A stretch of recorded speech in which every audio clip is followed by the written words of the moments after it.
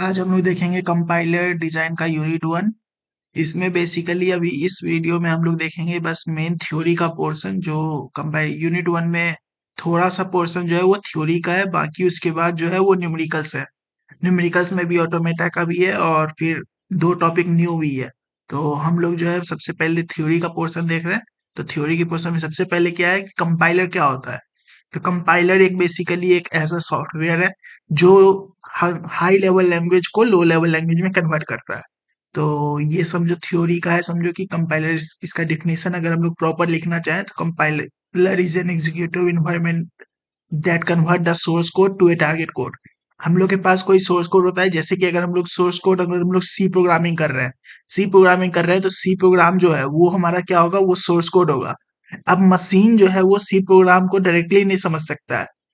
उसको वो जो है ना बिट्स के फॉर्म में चाहिए, 0 1 के फॉर्म में चाहिए, मशीन लैंग्वेज में चाहिए। तो उसको कन्वर्ट करने के लिए कंपाइलर का यूज होता है। तो कंपाइलर बेसिकली क्या करता है, तो एक तरह से ट्रांसलेटर है। समझो कि हाई लेवल लैंग्वेज को मशीन लेवल लैंग्वेज में कन्वर्ट करता है। तो ये हम लोग डायग्राम अगर एग्जाम में अगर आए ना कि कंपाइलर के बारे में लिखने के लिए, तो हम लोग ये डायग्राम लिख सकते हैं। वैसे एग्जाम पॉइंट ऑफ व्यू से अगर देखा जाए तो अगर इस थ्योरी में यूनिट 1 में जो थ्योरी का पोर्शन है, तो जो सबसे इंपॉर्टेंट टॉपिक है वो है हमारे पास फेजेस ऑफ कंपाइलर। ये जो टॉपिक होगा ये हमारा सबसे इंपॉर्टेंट टॉपिक होगा। अब बाकी जो है ना कंपाइलर, जैसे कि कंपाइलर तो हुआ कि हम लोग के पास ये ब्रॉड डिफिनेशन हुआ कि हाई लेवल को मशीन लैंग्वेज में कन्वर्ट करता है। लेकिन ये डायरेक्टली बस ऐसा तो नहीं है कि वो डायरेक्टली कन्वर्ट कर देगा। वो क्या करता है, तो कुछ सर्टेन स्टेप्स वो फॉलो करता है। सबसे पहले हम लोग के पास सोर्स कोड होता है। वो प्री प्रोसेस्ड होता है। तो प्री प्रोसेस्ड होने के बाद क्या होता है, प्री प्रोसेस्ड सोर्स कोड जाता है कंपाइलर के पास। ये प्री ये प्री प्रोसेस्ड सोर्स कोड का मतलब क्या हुआ, तो ऐसा कोड जैसे कि सी प्रोग्राम अगर हम लोग लिखते हैं, तो हम लोग क्या करते हैं, hash include studio dot H जो हम लोग यूज करते हैं, वो क्या है, वो एक तरह से प्री प्रोसेसर का ही टाइप है। वो क्या करता है, उस जो हम लोग के पास जो स्टूडियो डॉट एच है ना, उस स्टूडियो डॉट एच में जो फाइल है वो पूरा उसको पास करके कंपाइलर को देता है। मतलब वो हम लोग तो डायरेक्टली लिख देते हैं कि हैश डिफ मतलब hash include studio dot H. लेकिन जो कोड इस कंप्यूटर के पास जाता है वो डायरेक्टली ऐसे तो नहीं जाएगा कि hash include studio dot H. वो पूरा स्टूडियो डॉट एच जो है ना वो उसको प्रोवाइड करता है प्री प्रोसेसर। और वो जो कोड है जो प्री प्रोसेस सोर्स कोड होगा वो कंपाइलर के पास जाता है। और कंपाइलर क्या करता है, उसको उसको असेंबली लैंग्वेज में कन्वर्ट करता है। असेंबली लैंग्वेज क्या होता है, तो असेंबली लैंग्वेज जो है ना मशीन लेवल लैंग्वेज और हाई लेवल लैंग्वेज इन दोनों के बीच में आता है। जिसमें हम लोग मूव ए बी ऐसे जो हम लोग जो यूज करते थे ना, वो असेंबली लैंग्वेज में कन्वर्ट करता है। अब असेंबली लैंग्वेज कोड में कन्वर्ट हुआ तो अब वो क्या करता है, असेंबलर के पास जाता है। वो असेंबलर क्या करता है, उसको रिलेटिव ऑब्जेक्ट कोड में कन्वर्ट करता है। रिलेटिव ऑब्जेक्ट कोड में कन्वर्ट होने के बाद वो लिंकर के पास जाता है, जो डायरेक्ट एड्रेस एब्सोल्यूट कोड में कन्वर्ट करता है। और उसको वो लोडर में जाता है, जो कि उसको कन्वर्ट करता है मेमोरी लोड, उसको जो है ना जो कोड है ना उसको मेमोरी में लोड करता है लोडर। अब उसके बाद जो है ना वो मशीन लेवल कोड में कन्वर्ट हो जाता है। तो ये मशीन लेवल कोड ही क्या करता है, इनपुट और फाइल को एग्जीक्यूट करने में मदद करता है। हम लोग के पास कंप्यूटर क्या है, कंप्यूटर हमेशा मशीन लेवल कोड जो है उसी को वो समझेगा। बाकी हम लोग के पास हाई लेवल लैंग्वेज को वो समझता नहीं है। वो बस मशीन लेवल कोड को ही समझता है। तो मशीन लेवल लैंग्वेज कोड में ही वो इनपुट मांगता है और उसी को एग्जीक्यूट करता है। तो ये था समझो पूरा प्रोसेस जो कंपाइलर में होता है। अब जैसे कि असेंबली कोड है, असेंबली कोड क्या होता है, वही जो इस बीच में आया है ना असेंबली कोड। ये असेंबली कोड में जो कन्वर्ट करता है वो क्या है, तो वो हाई लेवल और लो लेवल के बीच का एक कोड है। उन दोनों के बीच में आता है। अब रीलोकेटेबल ऑब्जेक्ट कोड क्या है, तो ये क्या करता है, तो ये रिलेटिव एड्रेस प्रोवाइड करता है। जैसे कि एरे में ही हम लोग समझते हैं, एरे में ही हम लोग कोई एक छोटा सा एरे लिए, उसमें कोई एक्स का पोजीशन है। ये जो एक्स का पोजीशन है यहाँ पे अगर ये एक्स है, तो ये हम लोग क्या करते हैं, यहाँ पे हम लोग डायरेक्टली लिख देते हैं ना कि ये इस पोजीशन पे है। डायरेक्टली एक्स का पोजीशन जो लिख देते हैं, तो ये हमारा एक्स जो होगा वो क्या होगा, ये रिलेटिव एड्रेस है। लेकिन एक्चुअल मेमोरी में क्या होगा, एक्चुअल मेमोरी में ना इससे पहले ये इसका कुछ फाइल यहाँ पे स्टोर होंगे। जो वहाँ पे स्पेस है ना, उस स्पेस से पहले कुछ फाइल स्टोर होंगे, उसके कुछ मेमोरी होंगे। तो यहाँ पे ये बेस एड्रेस होगा। ये समझो अगर बेस एड्रेस है, बेस एड्रेस प्लस जो अभी करंट एड्रेस है रिलेटिव, उसको मिला के ये एब्सोल्यूट एड्रेस बनता है। तो मेमोरी में कुछ इस तरह से स्टोर होता है, पहले कुछ बेस एड्रेस होता है और उसमें हम लोग कोई अगर इंडेक्सिंग कर रहे हैं तो कोई अगर स्टोरेज है तो वो हमारा एब्सोल्यूट एड्रेस के अंदर में आता है। तो इसी में ये तीन टर्म थे जो कि एमसीक्यू के पॉइंट ऑफ व्यू से हो सकता है कि एमसीक्यू में ऐसा आ जाए, वैसे इस पे कोई अगर लॉन्ग क्वेश्चन में कुछ नहीं इसका कोई यूज है। अब एक एमसीक्यू में समझो कि एमसीक्यू के लिए ही एक डिफरेंस वाला पॉइंट क्या है कि अगर कंपाइलर और इंटरप्रेटर इन दोनों के बीच में क्या डिफरेंस है। तो कंपाइलर क्या करता है, तो पूरा कोड को एक साथ रन करता है। इंटरप्रेटर क्या करता है, तो वो लाइन बाय लाइन एग्जीक्यूट करता है। तो यही बस एक मेजर डिफरेंस है कंपाइलर और इंटरप्रेटर में। अब जो इस यूनिट का समझो थ्योरी में सबसे इंपॉर्टेंट जो क्वेश्चन होगा वो यही है, फेजेस ऑफ कंपाइलर। तो इसमें ना जो टोटल फेजेस हैं, ये फेज का ये जो डायग्राम है, ये डायग्राम इंपॉर्टेंट है। ये डायग्राम जो है ना, ये डायग्राम इंपॉर्टेंट है, और जो जो फेजेस है ना उसके बारे में हल्का सा बस तुम्हें मालूम होना चाहिए कि ये फेज में वो क्या काम करता है। तो सबसे पहले हम लोग देखते हैं कि कंपाइलर जो है वो एक तरह से कन्वर्ट करता है हाई लेवल को लो लेवल में, लेकिन वो डायरेक्टली कन्वर्ट नहीं करता है। वो क्या करता है, कुछ सर्टेन फेजेस से वो गुजरता है, सर्टेन फेजेस से गुजरेगा। और सर फेजेस में हम लोग के पास दो, ब्रॉडली दो तरह के होते हैं, एक होता है एनालिसिस और एक होता है सिंथेसिस। तो एनालिसिस में क्या करता है, तो वो एक ट्री स्ट्रक्चर प्रोवाइड करता है, और सिंथेसिस में क्या करता है, तो मशीन कोड को प्रोवाइड करता है। तो ये समझो ये डायग्राम है। सबसे साइड में हम लोग के पास सिंबल टेबल मैनेजर है, जो कि हम लोग के पास सारा डाटा को ये स्टोर करता है। और इस इधर से जो है ना, जो जो ये फेजेस हैं, सबसे पहले हम लोग के पास सोर्स कोड होता है। सोर्स कोड जो है क्या करता है, पहले लेक्सिकल एनालाइजर में जाता है, उसके बाद वो सिंटेक्स एनालाइजर में जाता है, उसके बाद सिमेंटिक्स, उसके बाद इंटरमीडिएट कोड जनरेटर में जाता है, उसके बाद कोड ऑप्टिमाइजर में, फिर उसके बाद कोड जनरेटर में। और ये कोड जनरेटर जो है ये हमारे पास टारगेट कोड को जनरेट करता है। तो ये है समझो कुछ इसके फेजेस।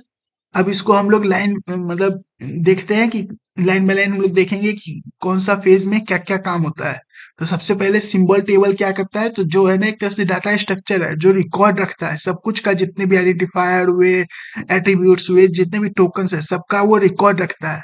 और इससे हमको पास ये होता है ना कि कोई भी चीज अगर फाइंड करना हो तो हम लोग इसी सिंबल टेबल में जाएंगे, इस सिंबल टेबल में हम लोग के पास उसको हम लोग फाइंड कर सकते हैं। तो ये हुआ सिंबल टेबल का। अब जैसे कि लेक्सिकल, अब यहाँ से ये जो है ना फेजेज है, यहाँ पे ये वन है।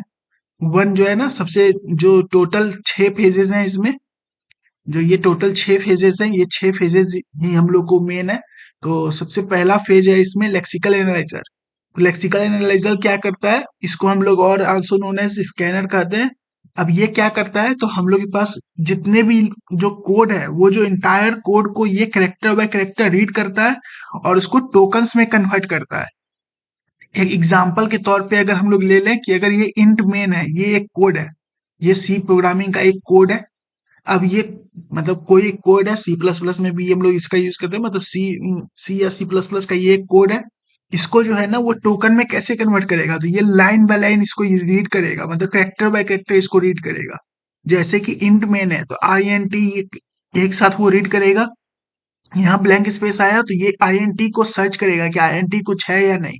तो आईएनटी एक कीवर्ड है, तो ये आईएनटी कीवर्ड है, तो इस टोकन को वो स्टोर करके रखेगा। ये आईएनटी को स्टोर करके रखा, फिर उसके बाद ये मेन को स्टोर करेगा। उसके बाद ये स्मॉल मतलब ब्रैकेट ओपनिंग और ब्रैकेट क्लोजिंग को ये स्टोर करेगा। फिर उसके बाद ये कर्ली ब्रेसेस को स्टोर करेगा। फिर उसके बाद फिर से इंट को स्टोर करेगा, फिर एक्स को, फिर इक्वल टू, और फिर 5, और ये सेमी कॉलन, इतने चीजों को वो इसको स्टोर करेगा। Int x is equal to 5 और सेमी कॉलन इसको स्टोर करेगा। अब ये फिर से एक्स है, एक्स फिर इक्वल टू एक्स प्लस 5 इसको स्टोर करेगा। मतलब इसमें जितने भी टोकन है ना वो सबको स्टोर करके रखेगा। तो लेक्सिकल एनालिसिस का यही काम है कि सारे जो कोड है उसको कैरेक्टर बाय कैरेक्टर रीड करेगा, और उसको जो करेक्टर है उसको बस स्टोर करके रखेगा। जितने भी करेक्टर होंगे उसको टोकन में कन्वर्ट करके अ, इसको स्टोर करके रखेगा। लेक्सिकल एनालिसिस बस ये काम करता है। अब सिंटेक्स एनालाइजर क्या करता है, तो ये जो है ना चेक करता है कि सिंटेक्स सही है या नहीं। फॉर एग्जाम्पल अगर ये ले लो कि अगर समझो अगर इसमें अगर इंट एक्स इक्वल टू 5 है, अगर ये इंट x इक्वल टू 5 में यहाँ पे जो सेमी कॉलन है, अगर सी प्लस प्लस में हम लोग कर रहे हैं तो सेमी कॉलन हम लोग के पास कंपलसरी लगाना होता है। तो इंट x इक्वल टू 5 है ना, तो इसको 5 हटा दें। अगर हम लोग इसको इसमें हम लोग ये मतलब सेमी कॉलन ही हटा दें तो ये क्या होगा, एरर प्रोड्यूस करेगा। तो वो चीज जो सिंटेक्स है, वो सिंटेक्स कौन चेक करता है, तो सिंटेक्स एनालाइजर चेक करता है। तो ये क्या करता है, syntax analyser is basically check the syntax of tokens. और इसको चेक करने के लिए क्या चीज का यूज करता है, तो पास ट्री का यूज करता है। पास ट्री जो है ना, हम लोग ऑटोमेटा में भी पढ़े थे, वैसे इसमें हम लोग के पास क्या होता है, तो पास ट्री हम लोग कैसे करते हैं, तो प्रोडक्शन रूल होता है। समझो ये एक प्रोडक्शन रूल है, ई टेंस टू, यहाँ पे ये टेंस टू है, ई टेंस टू ई क्रॉस ई, और ई टेंस टू ई प्लस ई, और ई टेंस टू आई डी। और इससे पास ट्री में अगर हम लोग को जनरेट करना होगा I D into I D plus I D, तो इसको हम लोग कैसे ड्रॉ करते हैं, तो सबसे पहले ई हुआ, उसके बाद ई में हम लोग क्या किए, ई जो है वो क्या जनरेट कर सकता है, ई क्रॉस ई। तो ई क्रॉस ई हम लोग के पास ये जनरेट हुआ। अब किसी एक ई में हम लोग के पास ई प्लस ई भी लगा सकते हैं। तो ई क्रॉस ई के लिए हम लोग क्या करेंगे, इस वाले ई में अगर हम लोग अगर ई लगा दें, यहाँ पे अगर हम लोग ई लगा दें, तो ये हमारे पास स्ट्रक्चर बनेगा। और ई ई टेंस टू आईडी भी है, तो ई टेंस टू आईडी, तो जितने भी आईडी ई है सब में हम लोग आईडी लगा दें। यहाँ पे जैसे कि ये ई के साथ आईडी लगा, इस ई के साथ आईडी लगा, इस ई के साथ आईडी लगा। तो अब ये जो पास ट्री क्या जनरेट कर रहा है, ये पास ट्री जनरेट कर रहा है आईडी और इनटू आईडी प्लस आईडी। और हम लोग को जनरेट क्या करना था, ID into ID plus ID, यही जनरेट करना था। तो जैसे हम लोग ऑटोमेटा में पास ट्री जनरेट करते थे ना, सेम टू सेम यही है। मतलब पास ट्री में बस क्या करते हैं, हम लोग के पास स्टार्टिंग क्या होता है, तो स्टार्टिंग सिंबल यही है, स्टार्टिंग सिंबल का यूज करते हैं। और जो ये प्रोडक्शन रूल गिवन है, जैसे कि ई टेंस टू ई क्रॉस ई है, ई टेंस टू ई प्लस ई है, ई टेंस टू आईडी है, इन सब का यूज करके हम लोग को ये जनरेट करके हम लोग लाते हैं।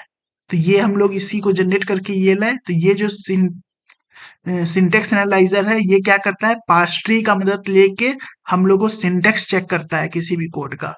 तो ये था सिंटेक्स एनालाइजर का काम।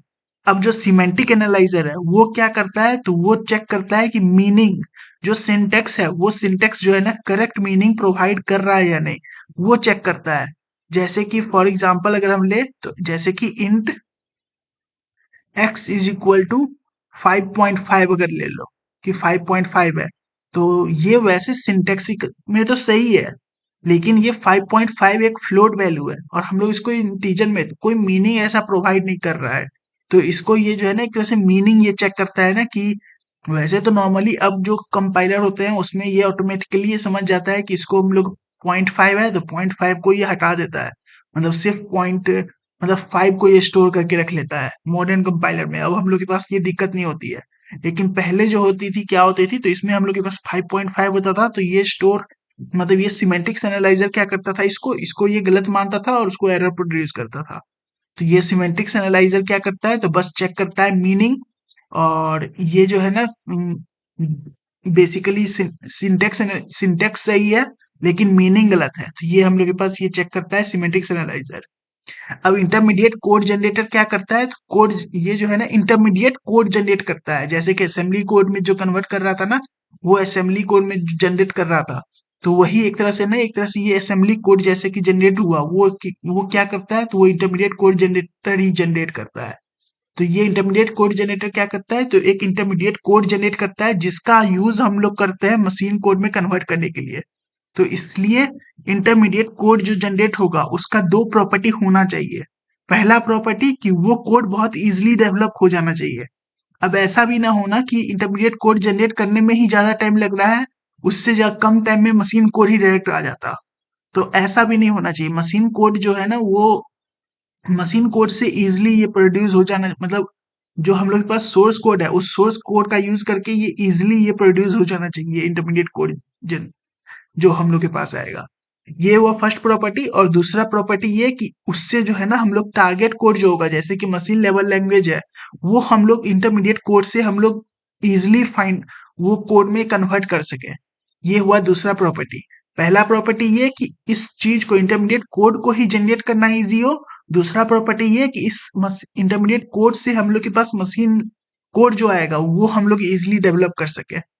ये हुआ दो प्रॉपर्टी जो होना चाहिए इंटरमीडिएट कोड जनरेशन के पास।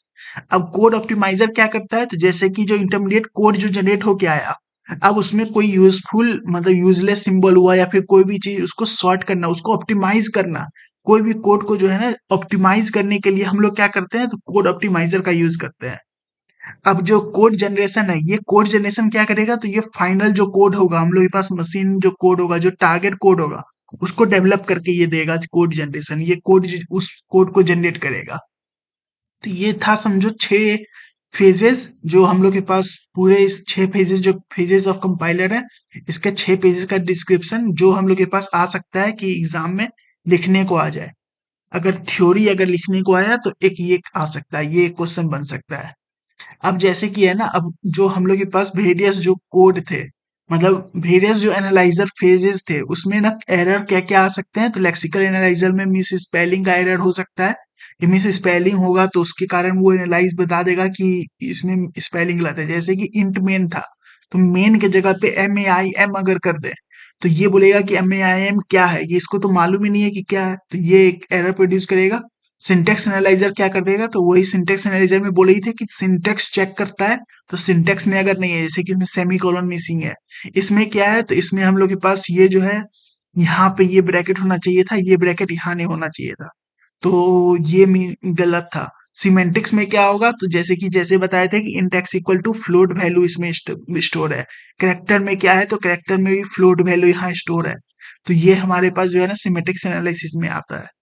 तो इन शॉर्ट समरी हम लोग जैसे कि मशीन इंडिपेंडेंट कोड है, वो क्या करेगा, समझो सिंबल टेबल में हम लोग के पास इन्फो रखेगा टोकन का, फिर डाटा टाइप स्कोप का हम लोग के पास चेक करेगा, लेक्सिकल एनालिसिस, और फिर सिमेंटिक्स भी चेक करेगा, और फिर उसके बाद जनरेट करेगा इंटरमीडिएट कोड, उसके बाद ऑप्टिमाइज करेगा और मशीन इंडिपेंडेंट कोड। तो ये वैसे कोई काम का नहीं है, बस रफ के लिए, इसका कोई यूज वैसा नहीं है। तो अब जो है ना हम लोग के पास जो है, ये जो जितने फेजेस थे, हम लोग स्टार्टिंग में उसको क्या किए थे, 2 फेजेस में ही कन्वर्ट किए थे ना, कि एनालिसिस और सिंथेसिस। एनालिसिस को ही हम लोग फ्रंट एंड फेज कहते हैं और सिंथेसिस को ही हम लोग बैक एंड फेज कहते हैं। तो जो हम लोग के पास फ्रंट एंड फेज है, उसमें हम लोग के पास क्या होता है, मशीन इंडिपेंडेंट कोड होता है हमारे पास, और वो जो है ना प्रोग्रामिंग लैंग्वेज पे डिपेंड करता है। जैसे कि सी है तो सी के लिए अलग कोड होगा, C++ के लिए अलग कोड होगा, और पाइथन के लिए अलग होगा, सबके लिए अलग होगा, तो अलग अलग प्रोग्रामिंग लैंग्वेज के लिए अलग अलग कोड होगा। लेकिन ये जो हम लोग के पास बैक एंड फेजेस है, तो बैक एंड फेज में हम लोग के पास क्या होगा, तो मशीन डिपेंडेंट कोड होगा, लेकिन और ये जो है ना कोई भी प्रोग्रामिंग लैंग्वेज पे डिपेंड नहीं करेगा। जैसे कि एक और मशीन लेवल में कन्वर्ट हो गया, तो अब जैसे कि एक्स प्लस मतलब अगर कोई कोड है, अगर उसका अगर सी में अगर तुम लिखो या C++ में लिखो, अगर एक और वो मशीन लेवल में कन्वर्ट हो गया, तो मशीन लेवल में तो वो दोनों सेम ही काम करेगा। तो इसीलिए मशीन लेवल में ना वो किसी भी प्रोग्रामिंग लैंग्वेज पे वो डिपेंड नहीं करता। तो बैकएंड जो फेजेस है वो मशीन लेवल पे डिपेंडेंट होता है, और किसी भी प्रोग्रामिंग लैंग्वेज पे वो डिपेंड नहीं करता। तो ये हुआ समझो। और फिर जो कंपाइलर में जो वेरियस पासेस होते हैं, 1 पास कंपाइलर और फिर 2 पास कंपाइलर, तो 1 पास में क्या होगा, तो डायरेक्टली सिंगल पास में कन्वर्ट करता है। ये जो है ज्यादा फास्ट होता है और लेकिन ज्यादा स्पेस लेता है। 2 पास में क्या होता है, तो फर्स्ट वो कन्वर्ट करता है इंटरमीडिएट कोड में, उसके बाद जो है वो कन्वर्ट करता है मशीन कोड में। ये स्लो होता है लेकिन लेस स्पेस लेता है। तो ये हुआ दो कंपाइलर के टाइप्स। अब जो है ना कजिन्स ऑफ टू कंपाइलर, मतलब कंपाइलर के जो कजिन्स है, ये क्वेश्चन आ सकता है कि explain about cousins of the compiler. और ये हमारे पास टॉपिक है, समझो फोर्थ टॉपिक था ये कंपाइलर डिजाइन का यूनिट 1 का। तो इसमें कजिन्स में पांच पांच कजिन्स हैं इसके, नहीं 4 कजिन्स हैं इसमें, बस 4 कजिन्स हैं। पहला है प्री प्रोसेसर। तो प्री प्रोसेसर बेसिकली हम लोग के पास करता क्या है, तो जैसे कि हम लोग के पास जो कोड है उसमें हम लोग के पास वही जो कोड का जो जैसे कि various type of pre processing है, अगर हम लोग ले फंक्शन, तो क्या करता है, मैक्रो प्री प्रोसेसिंग करता है। जैसे कि कोई कोड है, उस कोड में ना अगर पाई का समझो बहुत बार यूज हो रहा है, मतलब 3.14 का, तो हम लोग क्या करेंगे, डिफाइन पाई अगर हम लोग यूज कर लें, तो जहां जहां पाई होगा वहां वहां वो कोड को जाके डाल आएगा।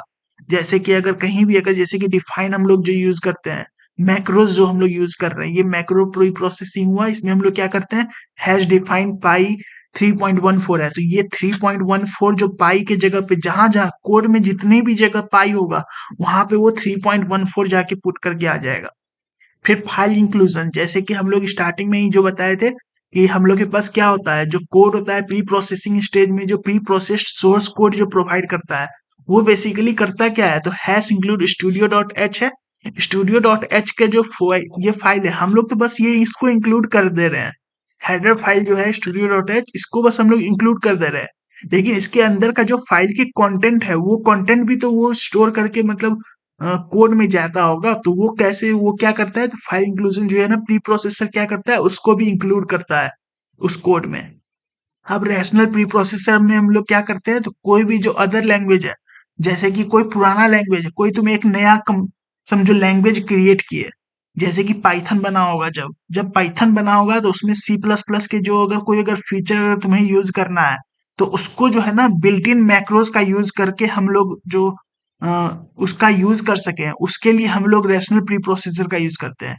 इसका बेस्ट एग्जांपल है सी प्लस प्लस में, जो हम लोग सी का जो प्री प्रोसेसर हम लोग जो फाइल यूज करते हैं, उसका ये मतलब सी प्लस प्लस में भी हम लोग क्या करते हैं, स्टूडियो डॉट एच का हम लोग यूज करते हैं, जिससे वो क्या होता है, सी के भी जो प्रिंटफ और जो स्कैनफ है, वो भी फंक्शन जो है ना सी प्लस प्लस में भी काम करता है। वो हम लोग के पास कैसे पॉसिबल हुआ होगा, तो रैशनल प्री प्रोसेसर के थ्रू पॉसिबल हुआ। और चौथा है लैंग्वेज एक्सटेंशन। और फिर अब दूसरा जो हम लोग के पास कजिन है, वो है हमारे पास असेंबलर। तो असेंबलर बेसिकली हम लोग के क्या करता है, तो असेंबली कोड को वो कन्वर्ट करता है मशीन लेवल कोड में। और असेंबली कोड क्या होता है, तो एक तरह से उन दोनों के हाई लेवल लैंग्वेज और लो लेवल लैंग्वेज के बीच में आता है, जिसमें हम लोग के पास जो है ना, इसमें हम लोग नेम डालते हैं, जैसे कि कोई ऑपरेशन है, ऐड करना है, तो जो असेंबली हम लोग जो टीएसएम, जो हम लोग कंप्यूटर आर्किटेक्चर में जो टीएसएम यूज करते थे ना, ये उसी वो जो है वो क्या करता था, वो असेंबली कोड ही था वो। जैसे कि उसमें हम लोग क्या करते थे, इंस्ट्रक्शन जो हम लोग देते थे, ऐड, जैसे कि ऐड हुआ तो ऐड करेंगे, हम लोग टू को ऐड कर रहे हैं, बी वन में हम लोग क्या कर रहे हैं, तो टू को ऐड कर रहे हैं। फिर मूव बी वन को बी में, मतलब बी में जो है ना हम लोग बी वन का वैल्यू को पुट कर रहे हैं। तो ये सब जो काम करते थे ना, वो हम लोग के पास असेंबली कोड से होता था। और ये असेंबली कोड को कन्वर्ट करता है मशीन लैंग्वेज में, ये असेंबलर इसको कन्वर्ट करता है। अब जैसे कि टू पास असेंबली है, तो टू पास असेंबली में क्या होगा, एक तरह से हम लोग के पास दो होता है, एक है फर्स्ट पास में, इसमें दो पास है ना, तो फर्स्ट पास में क्या करता है, फर्स्ट पास में वो जो हम लोग के पास सोर्स कोड है उसको कन्वर्ट करता है इंटरमीडिएट कोड में, जिससे हम लोग के पास एक तरह से ना असेंबली जो है हम लोग के पास रिलेटिव एड्रेस आता है। अब जो सेकेंड पास है उसमें क्या करता है, तो उसमें जो है ना उसको कन्वर्ट करता है मशीन कोड में। तो मशीन कोड में हम लोग के पास क्या होता है, तो हम लोग रिलोकेटेबल मशीन कोड जो हम लोग यूज करते हैं, उसमें हम लोग के पास एक्चुअल जो एड्रेस है वो एक्चुअल एड्रेस पास होता है। तो इसको हम लोग वही चीज है, यहाँ पे हम लोग के पास मशीन पहले इंटरमीडिएट कोड में जनरेट हुआ, इंटरमीडिएट कोड को हम लोग कन्वर्ट किए इसके मशीन कोड में। तो ये समझो टू पास असेंबली में बस यही एक चीज है, कि पहला पास में वो क्या करेगा, इंटरमीडिएट कोड में जैसे कि असेंबली कोड में हम लोग कन्वर्ट किए, फिर दूसरा जो है वो असेंबली कोड को कन्वर्ट कर रहा है मशीन कोड में। तो बस यही है असेंबलर का पार्ट। फिर चौथा है लोडर एंड लिंक एडिटर। तो लोडर जो हम लोग के पास बेसिकली करता क्या है, तो जितने भी मेमोरी स्पेस है सबको मतलब जो जितने भी जो जनरेट हुए हैं कोड, उसको वो जो है ना मेमोरी में लोड करता है। और लिंक एडिटर जो है वो क्या करता है, सिंगल जो प्रोग्राम होगा उसको, जो सिंगल जो प्रोग्राम है ना, सिंगल प्रोग्राम का जो है डिफरेंट फाइल्स जो है ना मिला के एक सिंगल फाइल बनाने में वो मदद करता है लिंक एडिटर। तो लोडर और लिंक एडिटर ये भी एक कजिन हुआ। तो जो अगर यहाँ तक है ना, जो हम लोग के पास वो थ्योरी का पोर्शन था। अब इसके बाद से जो है ना ऑटोमेटा जब से स्टार्ट है, तो यहाँ से अब जितने भी हैं सब हमारे पास न्यूमेरिकल के पोर्शन है, जो कि वो कैमरा से रिकॉर्ड करके करना होगा, तो वो नेक्स्ट पार्ट में आएगा। अभी फर्स्ट पार्ट में बस ये जो थ्योरी का पोर्शन था कंपाइलर का, बस ये कंपाइलर का जो थ्योरी का पोर्शन है ये हुआ। और इसमें बस दो ही क्वेश्चन इंपॉर्टेंट है। पहला क्वेश्चन फेजेस ऑफ कंपाइलर, और दूसरा question what are the various cousins of compiler. तो और ये जो क्वेश्चन है ना, ये आने का चांस कम है। ये फेजेस जो है ना, ये फेजेस के जो 7 फेजेस हैं, इसको डिस्क्राइब करने का चांसेस बहुत ज्यादा है। अगर 10 मार्क का अगर क्वेश्चन हो तो ये भी आ सकता है, और 5 नंबर का आएगा तो 5 नंबर में तो ये आएगा ही। ये 5 नंबर का अगर जैसे कि CT1 में 5 नंबर के 4 क्वेश्चन लिखने होते हैं ना, तो उसमें ये क्वेश्चन तो ये रहेगा ही फेजेस ऑफ कंपाइलर को एक्सप्लेन करने का। और बाकी और ये चाहो तो छोड़ भी सकते हो, जो कजिन्स है, कजिन्स ऑफ कंपाइलर चाहो तो छोड़ भी सकते हो, क्योंकि ये उतना ज्यादा इंपॉर्टेंट नहीं है जितना फेजेस ऑफ कंपाइलर है। तो इंपॉर्टेंट में बस फेजेस ऑफ कंपाइलर है इसमें।